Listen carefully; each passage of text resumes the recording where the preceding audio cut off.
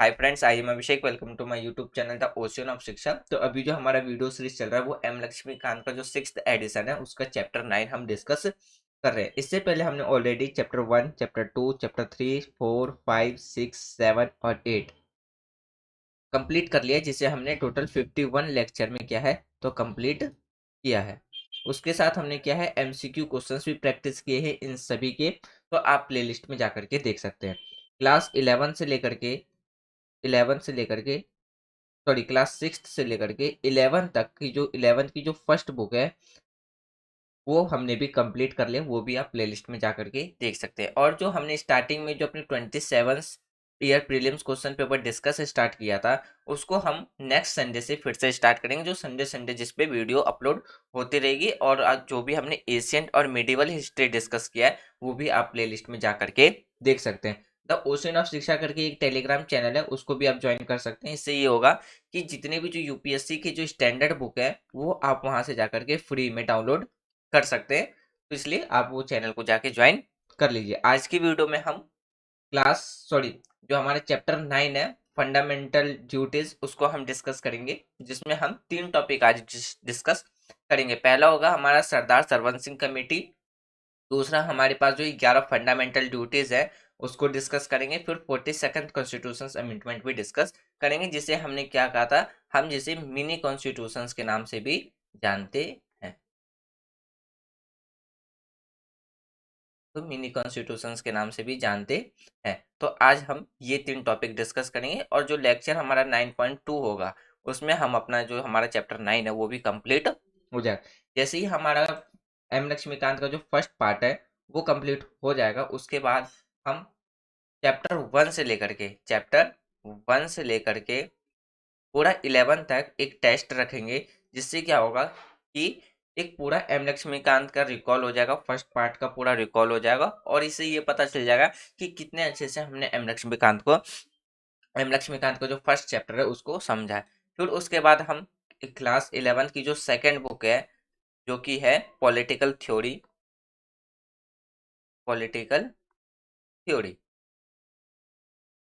फिर हम उसको कंप्लीट करेंगे। जब हमारा 11th क्लास का पॉलिटिकल कंप्लीट हो जाएगा तो उसके बाद हम 12th क्लास के पॉलिटिकल स्टार्ट करेंगे, जो कि है हमारा एक इंडियन पॉलिटी है और दूसरा हमारा क्या है international relation.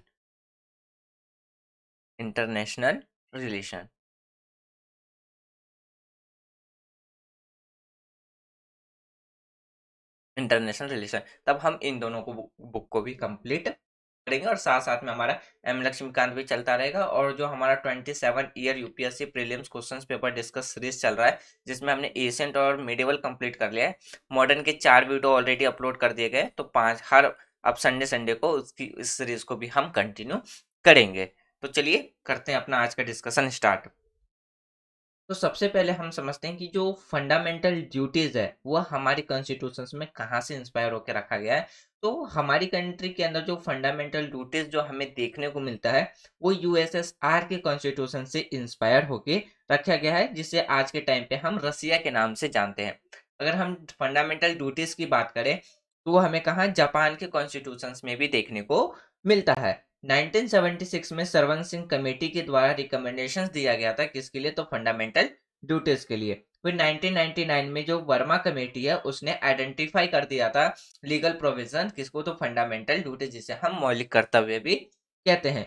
42nd constitution amendment जो कि 1976 में किया गया था, तो उसे हम सदूस और किस नाम से जानते हैं तो मिनी कॉन्स्टिट्यूशंस के नाम से भी जानते हैं। और जो 86th कॉन्स्टिट्यूशन अमेंडमेंट किया गया था 2002 में, तो उसमें एक और फंडामेंटल ड्यूटीज जोड़ दिया गया था, जिसकी वजह से आज हमें टोटल 11 फंडामेंटल ड्यूटीज देखने को मिलते हैं। यानी कि स्टार्टिंग में हमारे पास टोटल कितने फंडामेंटल ड्यूटीज थे, तो स्टार्टिंग में मात्र हमारे पास 10 फंडामेंटल ड्यूटीज दिए गए थे। लेकिन जैसे ही 86th कॉन्स्टिट्यूशन अमेंडमेंट किया गया तो उसमें एक फंडामेंटल ड्यूटीज और जोड़ दिया गया, जिसकी वजह से आज टोटल हमारे पास 11 फंडामेंटल ड्यूटीज हैं। उसके बाद अगर हम बात करते हैं फंडामेंटल ड्यूटीज की, वो सिर्फ सिटीजन्स के लिए है, जिसे नॉन जस्टिसेबल बनाया गया और विदाउट किसी लीगल सेक्शंस के द्वारा, और इसे किसी भी लेजिस्लेटिव प्रोसेस के द्वारा क्या है तो इसे फोर्स में नहीं लाया जा सकता है। ये था हमारा इंट्रोडक्शन फंडामेंटल ड्यूटीज के बारे में।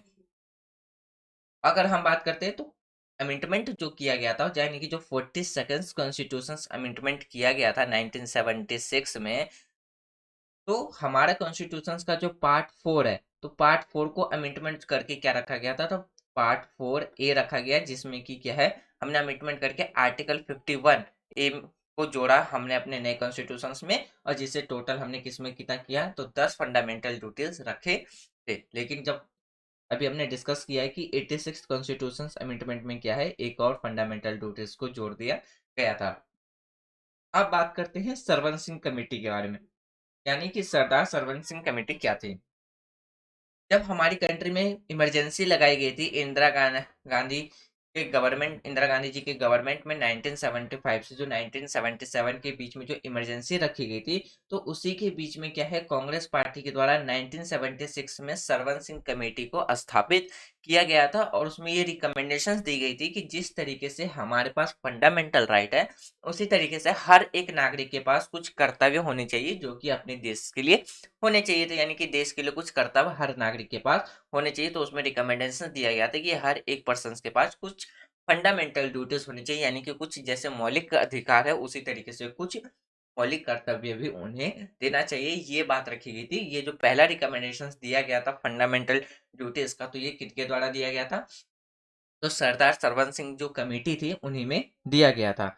फिर इस कमेटी ने ये भी रिकमेंडेड किया था कि जो फंडामेंटल ड्यूटीज है उसे हमारे कॉन्स्टिट्यूशन में ऐड कर देना चाहिए। उसके बाद क्या है, 42nd कॉन्स्टिट्यूशन अमेंडमेंट करके जो हमारा पार्ट 4 ए है, तो उसमें आर्टिकल 51 ऐड कर दिया गया, जिसमें हमें उस टाइम पर हमें 10 मौलिक अधिकार दिए गए थे। तो यही चीज यहाँ पे बात कही गई है। फिर अगर हम बात करते हैं इसमें, फिर जो हमारा सरदार सरवर सिंह कमेटी है, गवर्नमेंट ने इस रिकमेंडेशंस को एक्सेप्ट कर लिया था, और 42nd कॉन्स्टिट्यूशन अमेंडमेंट जो कि 1976 में किया गया था, उसको अमेंडमेंट करके हमारे कॉन्स्टिट्यूशन में एक नया पार्ट जोड़ा गया, जिसे हम कहते हैं पार्ट 4 ए, यानी कि आर्टिकल 51 ए करके क्या है, तो हमें 10 फंडामेंटल राइट प्रोवाइड कराए गए, और 86 कॉन्स्टिट्यूशन अमेंडमेंट करके हमें एक और फंडामेंटल ड्यूटीज दिया गया, जिसे सुप्रीम कोर्ट ने कहा कि ये फंडामेंटल ड्यूटीज के साथ साथ डीपीएसपी में भी हमें देखने को मिलता है, और वो हमारा एक फंडामेंटल राइट भी देखने को मिलता है। तो यानी कि जो 11th जो हमारा फंडामेंटल ड्यूटीज है, वो हमें तीनों चीजों में देखने को मिलता है, यानी कि फंडामेंटल राइट्स में भी, डीपीएसपी में भी, और हमें फंडामेंटल ड्यूटीज में भी देखने को मिलता है। और इसीलिए जो 42nd कॉन्स्टिट्यूशन अमेंडमेंट है, उसे मिनी कॉन्स्टिट्यूशंस के नाम से इसलिए हम जानते हैं, क्योंकि इसमें बहुत से ऐसे अमेंडमेंट किए गए थे, जिसने एक मतलब हमारे कॉन्स्टिट्यूशंस के अंदर बहुत से जितने भी जो आर्टिकल्स थे, हमारे शेड्यूल और पार्ट, बहुतों में चेंजेस किए गए थे, जिसकी वजह से कहा जाता है कि ये जो 42nd कॉन्स्टिट्यूशन अमेंडमेंट है, वो क्या है, एक मिनी कॉन्स्टिट्यूशन की तरह है। इसलिए जो हमारा 42nd कॉन्स्टिट्यूशन अमेंडमेंट बन जाता है, यानी कि जो हमारा 42nd कॉन्स्टिट्यूशन अमेंडमेंट है, वो किसी भी कॉम्पिटिटिव एग्जाम के पर्पज से देखें तो सबसे ज़्यादा इम्पोर्टेंट हमें देखने को मिलता है, क्योंकि यदि हम उसको सेपरेट करके अगर एक डॉक्यूमेंट के फॉर्म में लिखें, तो वो एक प्रॉपरली मिनी कॉन्स्टिट्यूशंस की तरह वो वर्क, यानी कि मिनी कॉन्स्टिट्यूशंस की तरह वो हमें देखने को मिलेगा। जैसे कि अगर बात करते हैं प्रेम्बल में जो सोशलिस्ट सर्कुलरिज्म ऐसे जो वर्ड है, वो भी किसमें इंटीग्रेटिव, ये भी हमने 42nd कॉन्स्टिट्यूशन अमेंडमेंट में ही ऐड किया था। ये सब हमने ऑलरेडी डिस्कस कर लिया, आप प्रीवियस वीडियो में जाकर के देख सकते हैं। अब बात करते हैं हमारे पास 11 फंडामेंटल ड्यूटीज कौन कौन से हैं। तो हमें जो हमारा जो पहला फंडामेंटल राइट है, उसमें ये कहा गया है कि हमारी कंट्री की जो भी आइडियल्स है, इंस्टीट्यूशंस है, नेशनल फ्लैग है, नेशनल एंथम है, उन सब की रिस्पेक्ट करना हमारा क्या होगा, पहला फंडामेंटल ड्यूटीज, यानी कि हमारा पहला मौलिक कर्तव्य होगा। दूसरा फंडामेंटल राइट में क्या कहा गया, दूसरा जो हमारा मौलिक अधिकार है, वो क्या कहा गया उसमें, कि जितने भी जो नेशनल मूवमेंट है, जो आज़ादी के लिए लड़ी गई थी, या आज़ादी के लिए जो नेशनल मूवमेंट चलाया गया था, जो हमें इंस्पायर करते हैं, जिससे हमें जो हमारे नॉवेल्स आइडिया हैं, उन सबको फॉलो करना, उन सब के आदर्शों को हृदय में संयोजित करना, यानी कि उसको रिस्पेक्टफुली फॉलो करना, अपने मन में उसको रिस्पेक्ट भावनाओं से संजोए रखना, एक ब्यूटीफुल रिमेंबर की तरह रखना, ये भी हमारा क्या होगा, एक मौलिक अधिकार, ओ सॉरी, बार बार मौलिक अधिकार कह रहा हूँ, तो फ्रेंड्स मौलिक अधिकार नहीं, तो फंडामेंटल ड्यूटीज यानी कि मौलिक कर्तव्य होगा। हर एक नागरिक का ये मौलिक कर्तव्य होगा। उसके बाद तीसरे में क्या रखा गया कि जो हमारी कंट्री की सॉवरेनिटी है, यूनिटी है, इंटीग्रिटी है, भारत के अपने देश के अंदर की सॉवरेनिटी, यूनिटी, इंटीग्रिटी यानी कि संप्रभुता, एकता, अखंडता की रक्षा करना हर एक सिटीजन्स का क्या होगा, हर एक इंडियन सिटीजन्स का क्या होगा, तो मौलिक कर्तव्य होगा। ये तीसरा हमारा मौलिक कर्तव्य है। अगर हम चौथे मौलिक कर्तव्य की बात करें तो इसमें क्या रखा गया है कि हमारी जो कंट्री है, यानी कि जब भी कोई बाहरी कंट्री हमारी कंट्री पर आक्रमण करती है या हमारी कंट्री में कोई विपत्ति आती है, तो जब विपत्ति के टाइम पे यदि हम देश के द्वारा जब हमें बुलाया जाए, तो हमें अपनी सेवा देने के लिए तत्पर रहना, यानी कि हमें अपनी सेवाएँ देना, ये भी हमारा क्या होगा, एक मौलिक कर्तव्य होगा। ये चौथा मौलिक कर्तव्य कहा गया। और अगर हम 5वें मौलिक कर्तव्य की बात करें तो इसमें क्या कहा गया है कि हमारी कंट्री में जो भाईचारा है उसको बढ़ावा देना, किसी भी पर्सन से रिलीजन, कास्ट, लैंग्वेजेस के आधार पे डिस्क्रिमिनेशन ना करना, अपनी कंट्री में यूनिटी बनाए के रखना, ह्यूमन की डिग्निटी यानी कि जितनी भी जो हमारी कंट्री की महिलाएं हैं उसको रिस्पेक्ट करना, ये भी हमारा क्या होगा, तो मौलिक कर्तव्य होगा। अगर हम छठे मौलिक कर्तव्य की बात करें, जो हमारा छठा फंडामेंटल ड्यूटीज अगर हम उसकी बात करें, तो जितने भी जो हमारे ग्लोसियल ट्रेडिशंस है, या जो भी अगर हम बात करते हैं जो भी हमारी कल्चर है उसको प्रिजर्व करना, यानी कि उसको बचा करके रखना, ये भी हमारा क्या होगा, तो एक मौलिक कर्तव्य होगा, यानी कि फंडामेंटल ड्यूटीज होगा। हर एक सिटीजन्स का ये भी क्या होगा, तो एक मौलिक कर्तव्य होगा हर एक इंडियंस के लिए। फिर अगर हम बात करते हैं फिर क्या, जितने भी जो हमारे एनवायरनमेंट जैसे कि नेचुरल एनवायरनमेंट है, फॉरेस्ट है, नदियाँ हैं, तालाब हैं, वाइल्ड लाइफ है, इन सब को सुरक्षित करना, इन सब की प्रोटेक्शंस करना, इन सब में इम्प्रूव करना, हर एक भारतीय का क्या होगा, तो मौलिक अधिकार होगा। फिर कहा गया कि जो भी डेवलप यानी कि अगर हम बात करते हैं spirit of learning and reform from a scientific point of view, या हम बात करते हैं किसके डेवलप ह्यूमनिज्म, इन सबको विकसित करना, ये भी हमारा क्या होगा, है तो एक मौलिक कर्तव्य होगा। हर एक इंडियन सिटीजन का ये क्या होगा, एक मौलिक कर्तव्य होगा।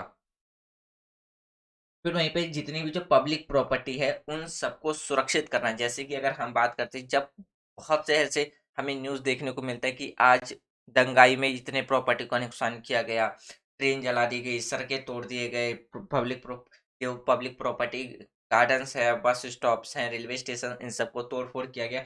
तो पब्लिक प्रॉपर्टी को प्रोटेक्शंस करना वायलेंस के टाइम पे, ये भी हर एक नागरिक का क्या होगा, तो उसका मौलिक कर्तव्य यानी कि फंडामेंटल ड्यूटीज होगा। उसके बाद कहा गया जो भी जैसे कि व्यक्तिगत समूह, जैसे व्यक्तिगत और सामूहिक जो भी गतिविधि है सभी क्षेत्रों में जो उत्सव को बढ़ावा देने का प्रयास करना, जिससे कि क्या है कि हमारी कंट्री डेवलपमेंट के प्रोसेस की और डेवलपमेंट पाथ की ओर बढ़ते जाए, और हमारी कंट्री जल्दी से विकसित होता जाए, अपने डेवलपमेंट में इंक्रीज़ करे, जल्दी से अपने इंक्रीज़िंग अचीवमेंट को, डेवलपमेंट की अचीवमेंट को पूरा करे।